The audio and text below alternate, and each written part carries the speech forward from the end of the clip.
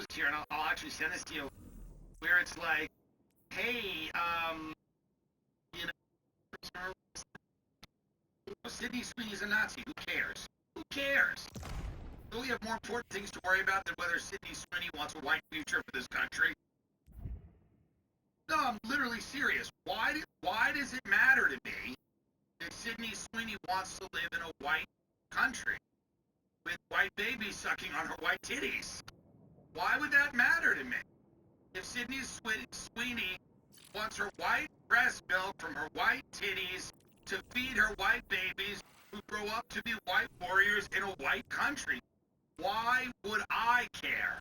Why does that destabilize my day?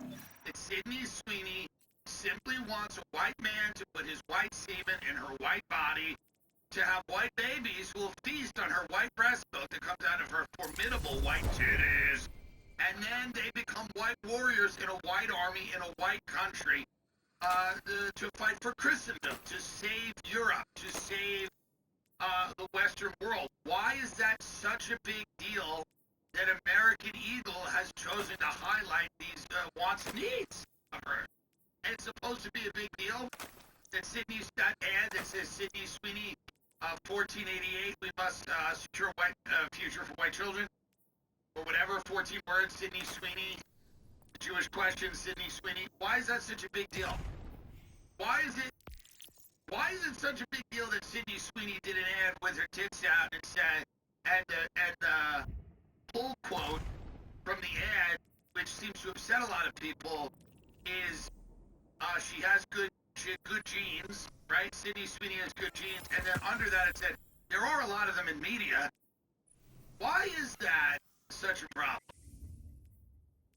If that's the pull quote, Sydney Sweeney, American Eagle, there are, quote, a lot of them in media. What does she mean by that? For them. Well, what does it matter? She's just an attractive Nazi woman. There are pretty Nazis. Are there, of every group of people, there have always been attractive members of that group, obviously, and Sydney Sweeney is one of them. So instead of getting upset that this Nazi looks better than you, go to the gym. What did Epstein Donnie say about this? Get up Donald Trump's tweet about this. He's getting involved in this. They just moved Ghislaine to a prison so they can kill her, by the way. We'll talk about that in a minute. But Donald Trump, Truth Social, something about Sydney Sweeney. He's like, why don't you pigs go to the gym? And this is a guy that eats McDonald's every day. But he said something to the extent of like, hey, you ugly woke losers, if you didn't treat yourselves like shit, you could look like fucking Sydney Sweeney. But you're not gonna. But still, you can do better than you're doing now. If the Democrats want to win again, they gotta stop this, where they like get angry about. It's very silly. And it doesn't matter to anybody. Nobody cares. A lot of this stuff is like what discredits liberalism to people because they realize it's about nothing. At least with Bin Laden, who wants to run New York City, he's going to get rid of the cops, and if you have any money, he's just going to let mobs of teenagers attack you on the street and grab your cell phone. Which, by the way, I'm almost not kidding about, but that's something. You see? Soron Bin Laden, at least we're going to just take everyone's private property and redistribute it, is at least something. I don't agree with that, but it's something. This is less than nothing, by the way. Like putting your laser focus on an ad for jeans is nothing. And that's what discredits liberalism for a lot of people. They go, well, it's not even real. Get that back up. Yeah. Many Democrats and Democrat supporters have been criticizing the American Eagle Company, which has one of the great patriotic names for a company. For its latest ad campaign to sell blue jeans during the beautiful and talented Sydney Sweeney, these online crybabies are calling the company as Sydney fashion. Totally ridiculous. Selling blue jeans is about as American as you can get, if we're being totally honest. Maybe if these fat, ugly losers spent more time working on themselves, they wouldn't be so angry about everything MAGA. Which I'm sure most of the comments were released. As they should be, release it. I don't think he's going to, but it's a fair rallying cry. It does drive him insane. Nothing else is like his boss called him weird. That kind of pivoted him in the direction where he seemed to be. But this seems to really get him. Because he did have 1,000 FBI agents combing over that list, redacting his name where they found it. And there are like lots of videos of him in a conga line with Jeffrey Epstein. So at this point, if he's not implicated in having sex with a minor, this is much weirder. So whatever it is, put it out. The country's, the people in the country can handle it. The people in the country can handle it. The FBI redacted Trump's name in the Epstein file. The Bureau's team tasked with conducting a final review of the records blacked out the names before higher-ups said last month that releasing the documents would not be appropriate or warranted. Civil and wealthy people, well-connected people, implicated in the horrific abuse of children.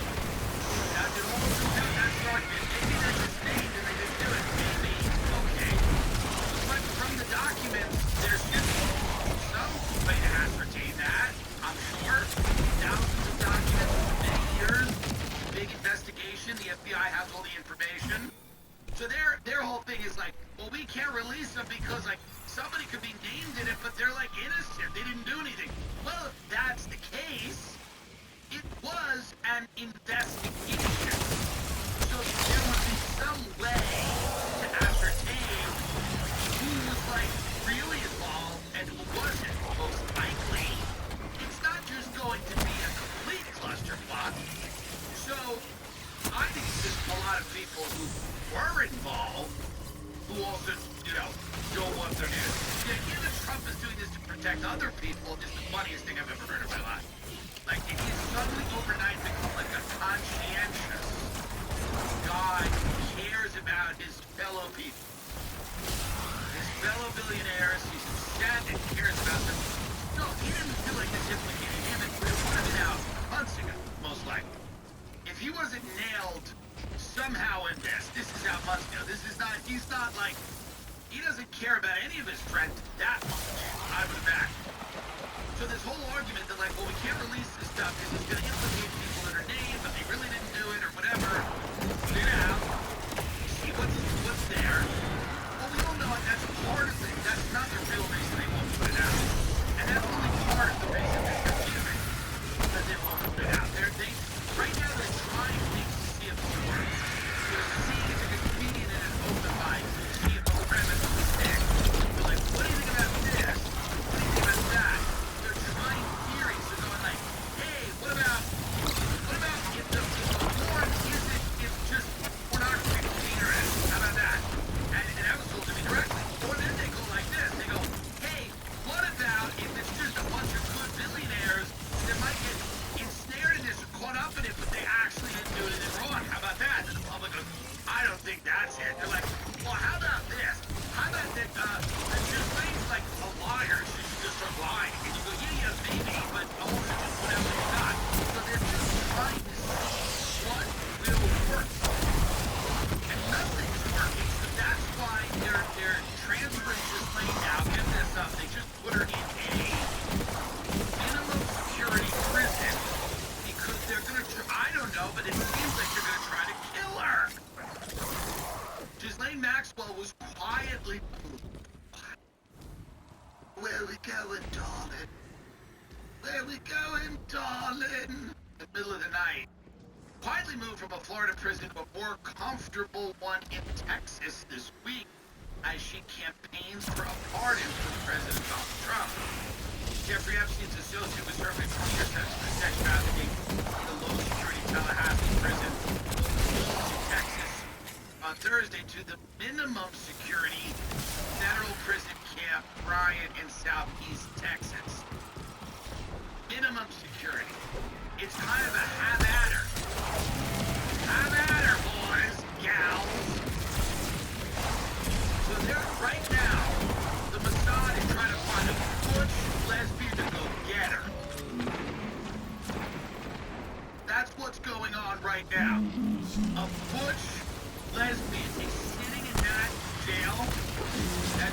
Mossad is about to find a real butch, dykey lesbian doing practice like Maxwell in the head. She's gonna go crack her in the face.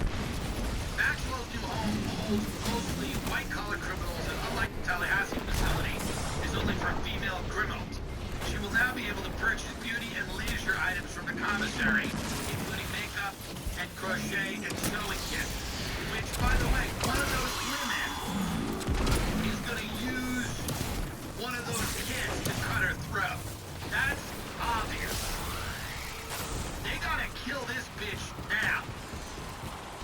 She's gotta go now. This is like go time. The Mossad is like, wait, she's going to the new prison where she can buy makeup tonight. She's gonna get a makeover tonight, and a big butch lesbian's gonna cut her throat. They're gonna cut her throat. I'm telling you, that's the plan. There is a plan. When Miriam Allison gave Trump all that money after January 6th, and she was the only one fucking with him, and she was like, I'll give you this, before all those tech people decided how much they loved the populace and Donald Trump and borders and tariffs. But Miriam Allison gave him $100 million, and she was out there early saying, hey, I'm gonna do it. I'm gonna help make you the president of the United States. Miriam Allison had a few requests.